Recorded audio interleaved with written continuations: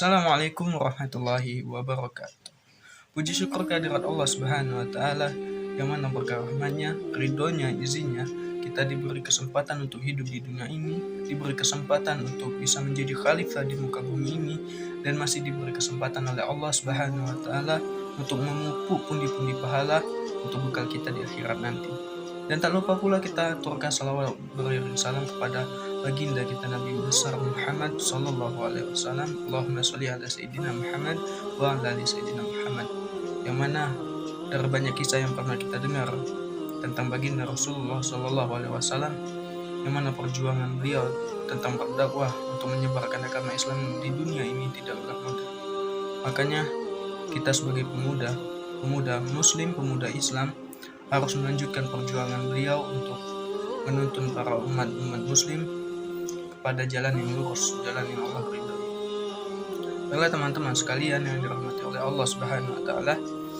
Di sini saya Faizal Ahmad Akbar ingin membawakan sebuah materi yang mana materinya itu tentang puasa sunnah. Banyak sekali dari kita maupun dari kalangan muslim maupun bukan muslim atau non muslim tidak asing lagi dengan kata-kata berpuasa. Ya, berpuasa itu adalah suatu kegiatan atau suatu ibadah yang mana ibadah ini harusnya kita menahan lapar, dahaga, dan juga hawa nafsu kita. Kita umat muslim dianjurkan bisa mengetahui inti dari berpuasa itu apa. Masih banyak di luar sana yang kita tahu bahwasannya mereka hanya mengetahui berpuasa itu hanyalah menahan dahaga dan juga lapar saja. Tapi yang sebenarnya dari berpuasa itu bukan hanya itu. Tapi berpuasa itu intinya adalah untuk kita bisa mengendalikan hawa nafsu kita, amarah kita, nafsu kita tentang duniawi maupun hal yang lainnya selain duniawi. Itu semua kita tekan dengan melakukan puasa. Nah, bukan hanya itu saja, berpuasa ini juga bisa meningkatkan kedekatan kita kepada Allah Subhanahu wa taala, yang mana awalnya diri kita ini masih tercemar akan hal duniawi, kita bisa menghilangkan itu dan berfokus kepada Sang Ilahi, Allah Subhanahu wa taala. Nah, banyak sekali puasa-puasa yang kita umat Islam mengetahui, sepertinya kewajiban kita yaitu berpuasa 1 bulan penuh di antara 12 bulan, yang mana kita ketahui nama bulannya adalah bulan suci Ramadan. Itu merupakan kewajiban kita sebagai umat muslim untuk melakukan ibadah berpuasa, dimana hukumnya itu adalah wajib bagi yang sudah baligh. Ya, baligh itu adalah orang yang sudah dewasa, bukan anak-anak lagi. Makanya teman-teman sekalian yang dirahmati oleh Allah Subhanahu wa taala, di sini saya akan membagikan beberapa puasa sunnah yang dianjurkan oleh agama kita, agama Islam yang diridhoi Allah Subhanahu wa taala. Yang mana kita tahu bahwasanya berpuasa itu banyak sekali manfaatnya, baik yang saya sebutkan di awal maupun yang belum saya sebutkan, yang mana teman-teman bisa mengetahuinya sendiri dari pengalaman maupun pengetahuan teman-teman. Adapun puasa sunnah yang pertama yang dianjurkan oleh agama kita, yang pertama itu adalah puasa Syawal. Nah, puasa Syawal ini tidak asing lagi di telinga kita, yang mana berpuasa 6 hari setelah puasa Ramadan. Yang mana kita tahu bahwasannya puasa ini merupakan puasa yang jika kita melakukannya maka kita dianggap sebagai melakukan puasa selama 1 tahun penuh. Yang mana ada dalam hadis riwayat Muslim yang artinya berbunyi, barang siapa yang berpuasa Ramadan kemudian melanjutkan dengan berpuasa selama 6 hari di bulan Syawal, maka seperti ia berpuasa selama sepanjang tahun. Hadis riwayat Muslim. Nah, dari hadis itu bahwasanya kita bisa mengartikan kita harus berpuasa Ramadan terdahulu baru berpuasa Syawal. Nah, di sana kita akan dianggap sebagai melakukan puasa selama sepanjang tahun. Teman-teman yang dirahmati Allah Subhanahu wa taala, bisa kita bayangkan berapa besarnya pahala yang akan kita dapatkan jika kita melakukan puasa Syawal 6 hari setelah bulan Ramadan. Di mana 1 bulan Ramadan itu kita mendapat pahala yang berlipat ganda. Bagaimana kalau kita berpuasa selama 1 tahun? Masya Allahnya tidak akan terhitung pahala yang akan dikasih Allah Subhanahu wa taala.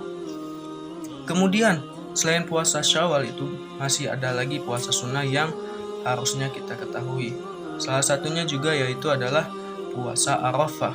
Puasa Arafah ini adalah puasa yang kita lakukan ketika saudara-saudara semuslim kita di luar sana yang sedang melakukan ibadah haji, mereka di sana, kita di sini untuk melakukan ibadah puasa Arafah, ya. Kemudian teman-teman sekalian, selain puasa Arafah, ada juga puasa sunnah Senin Kamis, yang mana saya pernah mendengar salah satu ulama besar Indonesia berkata tentang puasa sunnah Senin Kamis, bahwasanya rugilah orang-orang yang tidak berpuasa sunnah Senin dan Kamis. Kenapa? Karena pada hari itu pintu-pintu surga dibuka oleh Allah Subhanahu wa Ta'ala. Dari kutipan ini kita bisa mengetahui bahwasanya hari itu, hari Senin dan Kamis, bahwa pintu surga itu dibuka. Bayangkan teman-teman, di saat kalian nanti dipanggil oleh Allah Subhanahu wa Ta'ala pada hari-hari itu, kalian sedang berpuasa. Bayangkan betapa besarnya pahala yang akan Allah kasih kepada kita saat Allah memanggil kita sedang melakukan ibadah puasa sunnah. Selain puasa sunnah Senin Kamis juga kita ada mengetahui puasa yang lain. Salah satunya adalah puasa Daud yang kita kenal. Puasa Daud ini adalah puasa satu hari, besoknya tidak berpuasa, kemudian besoknya berpuasa lagi. Itu biasanya dilakukan pada orang-orang yang sudah dekat dengan yang namanya berpuasa. Untuk kita seperti teman-teman dan saya sendiri, itu untuk belajar mungkin kita bisa melakukan puasa sunnah Senin dan Kamis.